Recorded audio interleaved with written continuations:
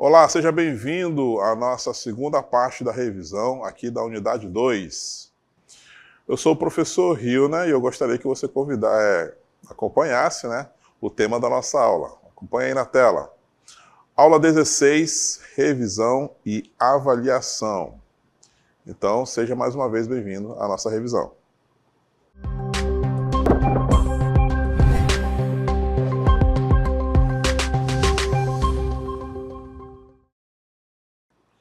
Muito bem, vamos continuar falando de alguns temas que nós abordamos aqui na unidade 2. Você pode, inclusive, acompanhar aí na tela. Um dos temas que nós abordamos aqui foi a determinação dos zeros da função quadrática. Nós vimos aqui alguns conceitos, né, principalmente sobre função, né? Já vimos a função afim, e na unidade 2 trabalhamos muito a função quadrática. E uma das maneiras da gente determinar os zeros da função, ou então as raízes da função, é através da fórmula resolutiva, né? X igual a menos b mais ou menos raiz de delta sobre 2a. Onde o delta é igual a b ao quadrado menos 4 vezes a vezes c, tá? Então, quando a gente se depara com perguntas do tipo quais os zeros da função quadrática, é a mesma coisa que perguntar quais as raízes da função quadrática. Nesse caso aí, o exemplo que vai nos guiar, né, é o f de x igual a x ao quadrado menos 7x mais 12. Então, para a gente relembrar como é que a gente vai obter o zero da função, dessa função aí, f de x. Então acompanha comigo para a gente relembrar como é que faz o cálculo desse zero. Olha só. Então, vamos começar pelo delta, tá? O delta é muito importante, né? Também chamado aí de discriminante. A gente vai, então, calcular o delta já sabendo quais são os coeficientes A, B e C. No caso aqui, o A vai valer 1, né? Embora ele não apareça, a gente sabe que ele é 1. O B, ele é menos 7. E o C é igual a 12. Então, para calcular o delta, a gente vai precisar desses três coeficientes. Começando, então, com o B, que é 7 negativo elevado ao quadrado, menos 4 vezes o valor de A, que é 1, vezes o valor 12. Então, nosso delta vai ser 49, né? 7 ao quadrado, 7 negativo ao quadrado, menos 48. O nosso delta, então, é igual a 1. Uma vez que a gente obtém o delta, a gente pode, então, vir para cá, né? Calcular o valor de x. Vamos começar aqui do lado. X vai ser, então, menos b, ou seja, menos 7, mais ou menos raiz de 1, que foi o valor de delta que nós encontramos. 2 vezes o A a gente sabe que é 1, então o nosso x vai ficar assim, ó, 7 mais ou menos 1 sobre 2, tá? E aí tem toda uma análise sobre o discriminante, né? Quando o nosso discriminante delta for positivo, ele vai trazer para a gente duas raízes reais, que é o caso aqui desse exemplo, né? Se o discriminante for igual a 1, nós teremos aí dois resultados iguais, né? Duas raízes iguais. E se o delta for negativo, se o discriminante for zero, nós não vamos ter solução no conjunto dos números reais, tá? Então, como nós vimos aqui que o nosso delta foi igual a 1, portanto positivo, nós vamos ter duas raízes. O x1, que vai ser 7 mais 1 sobre 2, ou seja, 8 sobre 2, que é igual a 4. E vamos ter o x2, vou fazer aqui embaixo, x2 vai ser 7 menos 1 dividido para 2, ou seja, 6 dividido para 2, que é 3. Vamos só ajustar aqui, porque ficou borrado. 6 dividido para 2 igual a 3. Então, as raízes, né, os zeros da função quadrática, f de x igual a x ao quadrado menos 7x mais 12, são 3 e 4, tá? Então, isso é algo que nós já vimos, então eu tenho certeza que vocês não sentirão dificuldades em encontrar os zeros, né? Então as raízes da função quadrática. Outra abordagem que nós temos aqui com relação à função quadrática é com relação aos gráficos, né? O gráfico da função. Então, para iniciar o esboço de um gráfico, a gente precisa então atribuir valores para alguns pontos, para poder a gente ter uma ideia de como vai ser o gráfico da função quadrática. Então acompanhe comigo aí na sequência. Então, para a gente ir para o plano cartesiano, a gente precisa então atribuir valores para x, né? Eu atribuí aqui de 1 até 5, que são os valores aí que estão na coluna da esquerda. No centro, na coluna central, nós temos aí a nossa lei de correspondência, né? Ou seja, a nossa função f de x igual a x ao quadrado menos 7x mais 12. E na coluna da direita nós temos os resultados que nós vamos encontrar, né? Quando a gente atribui 1, a gente encontrou o resultado 6. Quando a gente atribui o valor 2, resultado 2, e todo o restante aí listado na nossa coluna, tá? Então, esse espaço que ficou aí na coluna do centro é justamente o trabalho que a gente tem que fazer, né, para chegar aos nossos resultados. Ó, f de 1, por exemplo, vai ser 1 elevado ao quadrado menos 7 vezes 1 mais 12. Fazendo com calma essa conta, ó, 1 ao quadrado é igual a 1, menos 7 vezes 1, que é igual a menos 7, né? 1 menos 7 vai dar menos 6, menos 6 com mais 12, ou seja, 6 positivo, exatamente o resultado que nós temos aqui, né? Então, quando o nosso valor de x é 1, está aqui, ó, é o 1 antes da vírgula, o nosso resultado foi 6, então 6 é o valor que vem depois da vírgula, tá bom? E a gente faz isso para todos os outros, tá bom? f de 2, nós fizemos aqui, né? Todos esses cálculos aqui, não custa nada a gente repetir alguns como exemplo, né? Então aqui, ó, 2 ao quadrado menos 7 vezes 2. Então perceba que a gente mantém a mesma função, né? A gente não muda aí os coeficientes, a gente só muda mesmo o valor de x. Então, mais 12, tá bom? Fazendo o cálculo aí, 2 ao quadrado menos 7 vezes 2, que vai dar 14 negativo, mais 12, esse resultado final, então, vai ser 2, e por isso, então, que o seu par ordenado é 2,2, porque nós atribuímos o valor de x igual a 2 e chegamos ao resultado final aqui de y, 2, tá bom? E aí a gente completa aí a nossa tabela realizando todas essas contas, tá bom? E qual é o intuito disso? O intuito disso é justamente que a gente coloque esses pontos, né, esses pares ordenados no plano cartesiano, tá?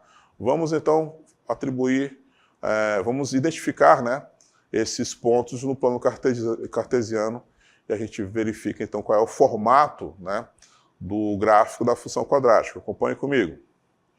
Então vamos começar aí com 1 e 6, né? Primeiro par ordenado aí, 1 e 6. Então, o 1, tá? Que é esse cara aqui, ó, o 1 positivo, e o y vai ser 6, esse cara aqui, ó. Então, a gente tem que fazer aqui o alinhamento dos dois, ó. Partindo aqui do 1, subindo em linha reta até chegar lá na altura do 6, ó. Então, quando eles se encontram aqui, esse é o ponto de coordenada 1, 6, tá? E a gente faz para todos os outros. Olha só, o 2,2. O 2 está aqui, o 2 do y está aqui. Então, o nosso ponto vai ser justamente aqui, ó, nesse cruzamento. Vou pintar aqui de azul para identificar essa coordenada 2, 2, tá? E assim a gente faz para os demais, né? Quanto mais pontos a gente atribui, mais cheio fica o nosso plano cartesiano, né? E a gente consegue perceber a curvatura dessa função. E aí temos algumas informações que são essenciais aí na análise desse gráfico. Então, vamos voltar então para esse plano cartesiano, porque a gente tem que mencionar também, né, a concavidade do nosso gráfico. Vamos voltar então para a gente lembrar que o gráfico da função quadrática vai ser uma parábola, né, voltada para cima, né, Então aqui o plano cartesiano, voltada para cima, né? Quando o valor de A for maior do que 0, tá? E ele não terá pontos no eixo X se o nosso delta for menor do que 0, tá? Nós temos aqui uma outra situação em que o gráfico vai ter concavidade voltada para baixo, isso ocorre quando A é menor do que 0, tá? Se ele entra em contato aqui com o eixo X em dois pontos, aqui e aqui, ó, por exemplo, significa então que o nosso delta ele é maior do que 0, tá? E aí existe uma outra situação, vou subir aqui um pouquinho, tá? Em que o gráfico, a curva aí, a parábola da função quadrática vai encostar no eixo X em apenas um único ponto, tá? Isso ocorre quando o delta ele é igual a 0, tá? Então, concavidade voltada para cima ou para baixo, quem determina isso é o valor do A, do coeficiente A da função, tá bom?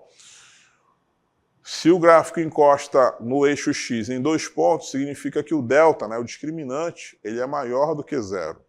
Se ele encostar em apenas um único ponto, significa então que o delta é igual a 0, tá?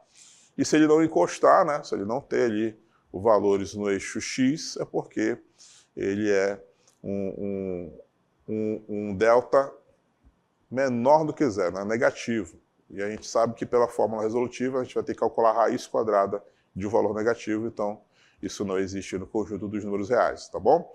Então, em resumo, né, é isso que nós temos aí de comportamento da função quadrática. Além da função quadrática, nós trabalhamos aí também alguns exemplos envolvendo aí ponto de máximo e ponto de mínimo, né? Porque a curvatura, né, a parábola da função, se ela estiver voltada para baixo, então ela vai ter um ponto de máximo, e se ela estiver voltada para cima, ela vai ter um ponto de mínimo. E a gente consegue, então, identificar onde é esse ponto de máximo ou então esse ponto de mínimo, não é? E aí nós aplicamos alguns exemplos aqui envolvendo aí lucro, né? Despesas, custo, né?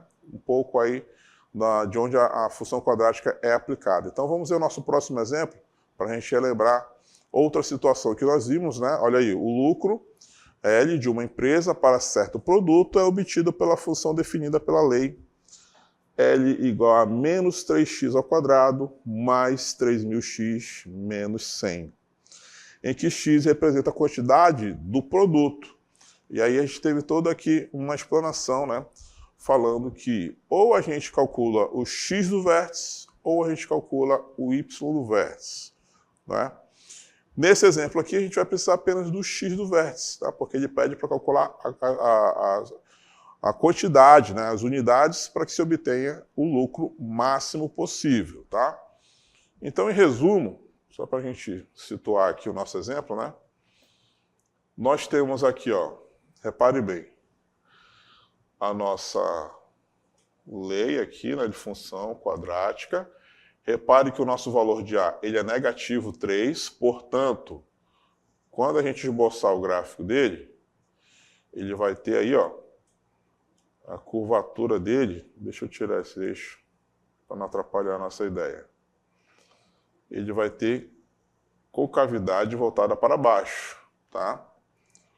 E aí como é que a gente encontra, então, o ponto de máximo, né? Agora sim eu vou aplicar aqui os eixos, tá?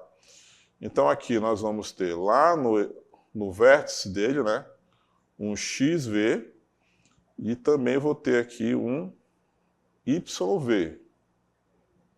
YV, tá? Que são o X e o Y do plano cartesiano, tá? Então, se a gente está atrás do lucro, a gente vai calcular o YV, tá? O lucro vai estar aqui, ó. Mas, se a gente quer somente a quantidade vai estar aqui, ó, no x do vértice, tá?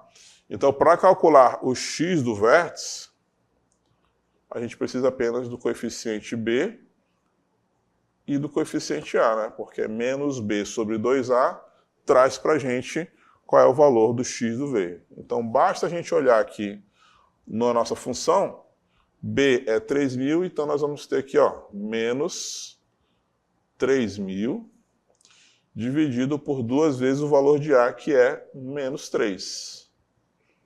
Vamos seguir aqui na linha de baixo. Menos 3.000 dividido por menos 6, que é o resultado aí de 2 vezes negativo 3. Opa! Menos 6, não é? Portanto, o x do vértice é 500, tá? 500 unidades, então, a gente precisa para que se obtenha aí o lucro máximo dessa empresa, tá? E se o nosso exercício pedir aí o lucro máximo, né? Aí a gente vai ter que ir atrás do y do vértice, ou seja, calcular menos delta sobre 4a, tá? Então, outro exemplo que nós vimos aqui na nossa unidade 2, ok?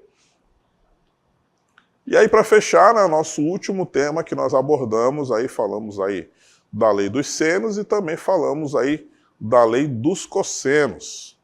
Elas são aplicadas em triângulos, né?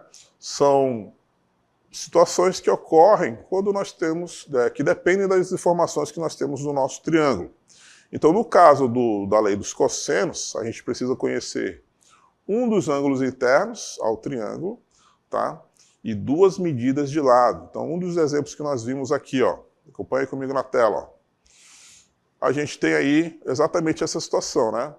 Temos aí 2 medidas de lado do triângulo conhecidas, temos um ângulo interno conhecido, né?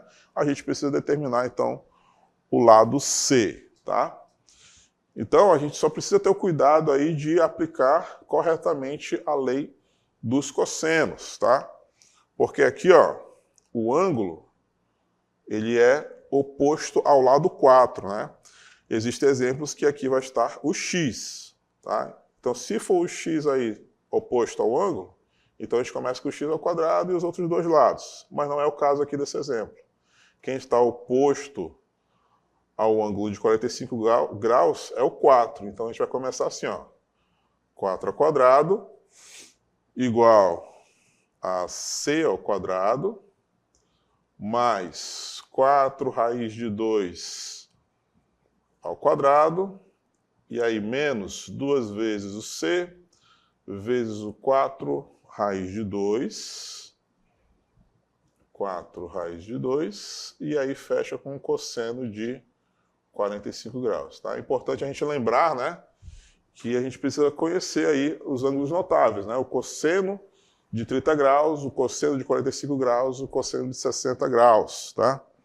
Nesse exemplo aqui, a gente encontrou uma equação, né, do segundo grau, né, quando a gente desenvolve todas essas informações aí, a gente encontrou aí uma equação do segundo grau, né, e aí nós calculamos, através da fórmula resolutiva, achamos aí finalmente, né, um C que vai ser igual a 4, tá? Um C vai ser igual a 4 quando a gente resolver todo esse esquema aí, né? Essa expressão, né? Tomando cuidado aí de não errar nenhuma conta, né? E a gente aplica, então, a lei do cosseno quando a gente tem o nosso ângulo interno e 2 medidas de lado conhecidas, tá bom? Estamos chegando ao final aí da nossa aula. Espero aí ter tirado aí algumas dúvidas com relação a alguns temas que nós apresentamos aqui na unidade 2. Era isso que eu tinha para apresentar para vocês.